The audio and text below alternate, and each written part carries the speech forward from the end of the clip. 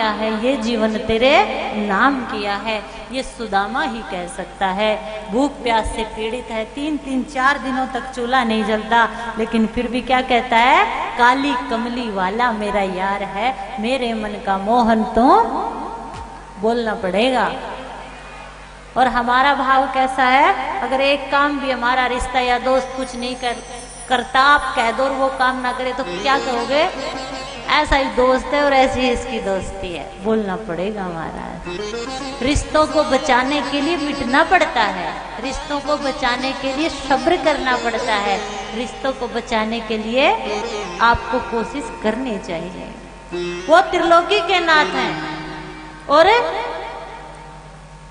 जिनके इशारों पर माया नाचती है। देखिए ब्रह्म तेज के जो इच्छुक हो उन्हें ब्रह्मा की पूजा करनी चाहिए, बोलना पड़ेगा महाराज। जिनको विद्वान बनना है उन्हें भोले बाबा की पूजा करनी चाहिए। जिनकी शादी नहीं हो रही उन्हें उर्वशी की पूजा करनी चाहिए। जो राजनेता बनना चाहते हैं उन्हें मनवों की पूजा करनी चाहिए। और जिन्हें धन चाहिए उसे मायापति की पूजा करनी चाहिए। और जिसे केवल परमात्मा चाहिए उसे हरि की पूजा करनी चाहिए। भगवान श्री कृष्ण कहते हैं जो सब कुछ त्याग कर मेरी शरण में आता और कहता मुझे आप चाहिए तो उसे मैं ही मिलता हूं। सुदामा इतना गरीब है, कई दिनों तक चूल्हा नहीं जलता। अगर आपके मित्र कृष्ण है तो आप चले क्यों नहीं जाते नाथ? नहीं, स्वाभिमानी है, आत्मसम्मान है।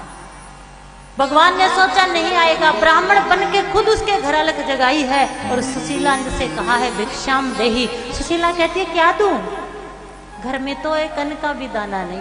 अरे देवी जी ये सुदामा का घर है और वह सुदामा जिसके मित्र श्री कृष्ण है, पहली बार उसे पता लगा है।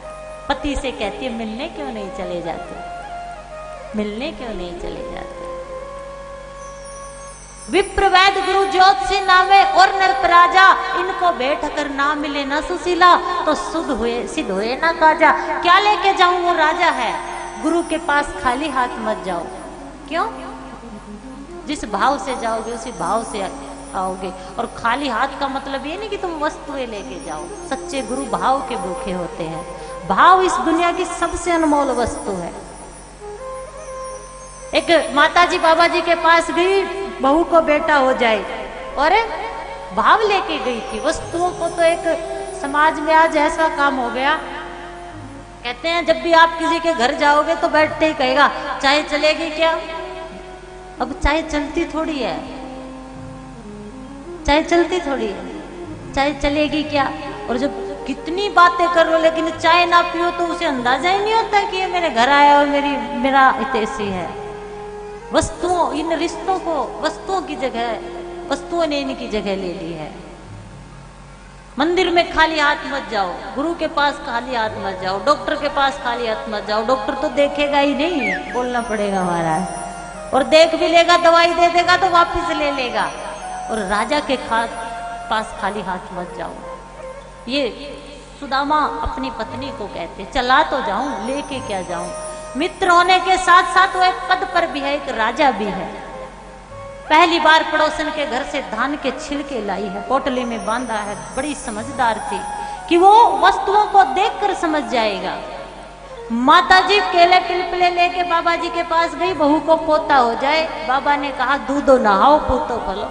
भाव में पिलपिलापन ना हो, आस्था में शंका ना हो, आस्था में श्रद्धा की कमी ना हो और श्रद्धा में शंका ना हो। बाबा ने कहा दूधो नहाओ पूतो फलो। पोता तो हो गया, कहते बाबा जी पोता तो हो गया, 9 महीने बाद गई लेकिन सिर पिलपिला है। और बाबा जी हमारे जैसे थे, कहा कि तू केले भी तो पिलपिले ही लेके आई थी, बोलना पड़ेगा।